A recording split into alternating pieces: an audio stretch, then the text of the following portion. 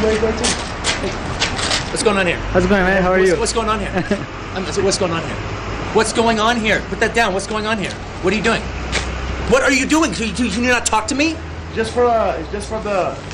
What are you doing? Hey, don't do that. Don't do that again. Hey you. Welcome. This is Rob. I've got a tale that'll keep you on the edge of your seat. We're diving into the wild world of Quentin Tarantino, the man who's brought us some of the most jaw-dropping, adrenaline-pumping films of our time. So, picture this, it's March 27, 1963, in Knoxville, Tennessee. The world welcomed a bouncing baby boy named Quentin Jerome Tarantino. Now, Quentin wasn't your average kid. He was a bit of a movie buff right from the get-go. While other toddlers were babbling about trucks and dolls, Quentin was probably dreaming up his next cinematic masterpiece. As Quentin grew up, his passion for movies only intensified. He was that kid who spent every spare moment at the local movie theater, soaking up every flick he could get his eyes on. He wasn't just watching movies, though, he was studying them, analyzing every frame, every line of dialogue, every epic shootout. But life wasn't all Hollywood glamour for young Quentin. Nah, he had his fair share of odd jobs to make ends meet. From working as an usher at a movie theater to trying his hand at acting, Quentin hustled to chase his dreams. And let me tell you, folks, it wasn't always smooth sailing. There were plenty of setbacks and rejections along the way. But did Quentin let that stop him? Heck no. He just kept pushing forward, fueled by his unwavering passion for cinema.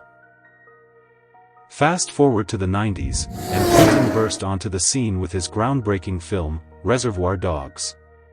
Suddenly, everyone was buzzing about this maverick filmmaker with a knack for gritty storytelling and non-linear narratives. And just when you thought he couldn't possibly top himself, along came Pulp Fiction. Boom. Mind blown. But here's the thing about Quentin Tarantino, he's not just a filmmaker, he's a master of reinvention. With each new project, he pushes the boundaries of storytelling, constantly surprising and delighting audiences around the globe. Whether he's exploring the horrors of slavery in Django Unchained, or paying homage to the golden age of Hollywood in Once Upon a Time in Hollywood, Quentin always brings his A-game. Now, let's talk about those 5 facts you probably didn't know about the man himself.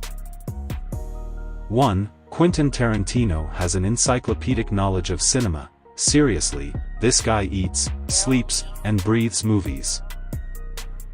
He can talk your ear off about obscure foreign films from the 70s or quote dialogue from classic Hollywood flicks with pinpoint accuracy. 2. He's a foot fetishist. Yep, you heard that right. Quentin has a thing for feet, and if you pay close attention to his films, you'll notice that feet often make unexpected appearances. Hey, whatever floats your boat, right? 3. Quentin is a huge fan of spaghetti westerns. It's no secret that Quentin has a deep love for the spaghetti western genre. In fact, his film Django Unchained is a loving homage to the spaghetti westerns of yore, complete with epic shootouts and larger-than-life characters. 4. He's a master of dialogue. One of Quentin's greatest strengths as a filmmaker is his ability to craft razor-sharp dialogue that crackles with wit and intensity. Seriously, the man can turn a simple conversation into a cinematic tour de force. 5. Quentin Tarantino doesn't believe in sequels. Unlike many filmmakers in Hollywood, Quentin has a strict no-sequel policy. He believes in telling fresh, original stories with each new project, refusing to rely on the same old formulas. And you know what? We wouldn't have it any other way. So there you have it, folks, the incredible story of Quentin Tarantino, a true visionary in the world of cinema. If you enjoy this kind of content, please like, subscribe and share. Remember, I love you. Thank you. Farah Nairi from the New York Times. I had a question, same question for Quentin and Margot. Quentin, you have put Margot Robbie, a very talented actress, actor, in your film. She was in with Leonardo in Wolf of Wall Street. I, Tonya. This is a person with a great deal of acting talent, and yet you haven't really given her many lines in the movie. And I wondered, I guess that was a deliberate choice on your part, and I just wanted to know why that was, that we don't hear her actually speaking very much. And Margot, I wanted you to also comment about being in the film in this part. Well, I just reject your hypotheses.